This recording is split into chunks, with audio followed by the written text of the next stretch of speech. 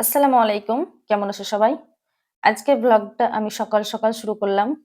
এখন বাজে ঘড়িতে প্রায় ৫টা ১০ মতো। সকালে ঘুম ভাঙতেই চারপাশের নির্মল পরিবেশ উপভোগ করতে একটু বাইরে বের হলাম। শীতল ও সতেজ বাতাস, পাখিদের মিষ্টি কিচিরমিচির আর চারপাশে সবুজ প্রকৃতি মনটাকে এক অন্যরকম শান্তি আর প্রশান্তিতে ভরে দিল। সকালের এই সুন্দর মুহূর্তগুলো উপভোগ করতে করতে কিছুটা সময় হাঁটাহাঁটি করলাম। দিনের শুরুটা এমন সুন্দর ও শান্ত পরিবেশ হলে মন ভালো থাকে, শরীরও অনেক বেশি সতেজ থাকে। এই সুন্দর ও সকালের অনুভূতি সত্যি সারাদিনের কাজের জন্য খুব ভালো। সকালের মনোরম পরিবেশ উপভোগ করে বাড়ি ফিরে দিনের কাজ শুরু করলাম। প্রথমেই বিছানার মশারিটি খুলে সুন্দর করে গুছিয়ে রাখলাম। তারপর ঘরের সব জানালা খুলে দিলাম যাতে সকালের নির্মল বাতাস আর মিষ্টি রোদ ঘরে প্রতিটা কোণে ছড়িয়ে পড়ে।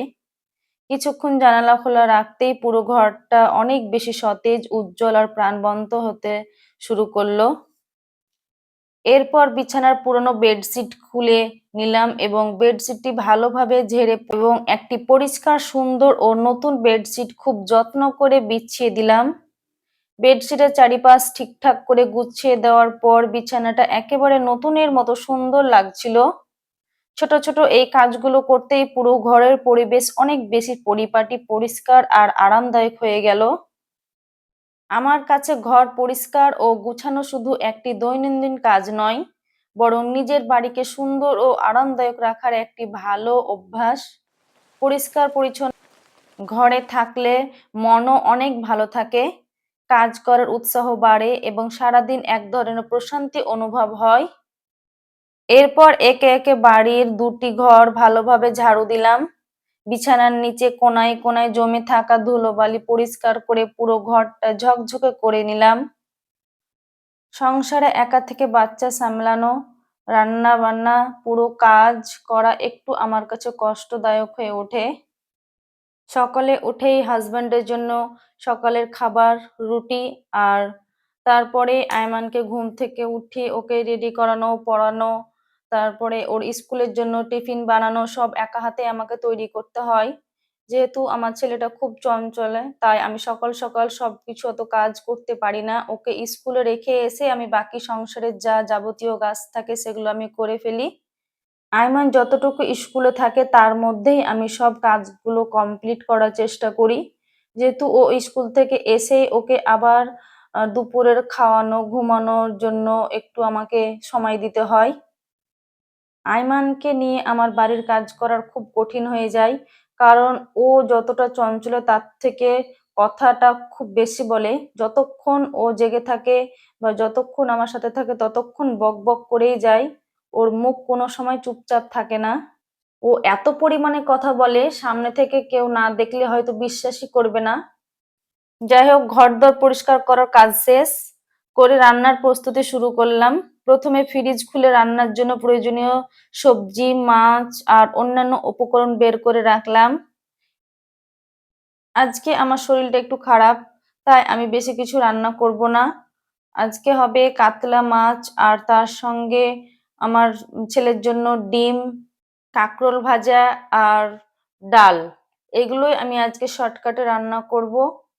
তারপরে আমি এখন সবজি নিয়ে বসে গেলাম কাটতে।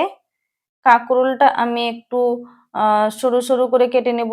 কাঁকরোলের সঙ্গে আলু দিয়ে একসঙ্গে মুচমুচে ভাজা, তার সঙ্গে হবে মসুরের ডাল আর কাতলা মাছ পেঁয়াজ দিয়ে যেটা ভাজা হয় সেটাও করব। আমার ভিডিও কে কোথা থেকে দেখছেন অবশ্যই কমেন্টে জানাবেন আর কেমন লাগছে সেটাও জানাবেন। আপনাদের যদি আমার আজকের ভ্লগ ভালো লেগে থাকে তাহলে অবশ্যই একটি লাইক করে কমেন্টে জানাবেন আপনাদের কেমন লাগলো। আর আরো এমন ডেইলি ভ্লগ পেতে আমার চ্যানেলটি সাবস্ক্রাইব করে আমার পাশে থাকবেন।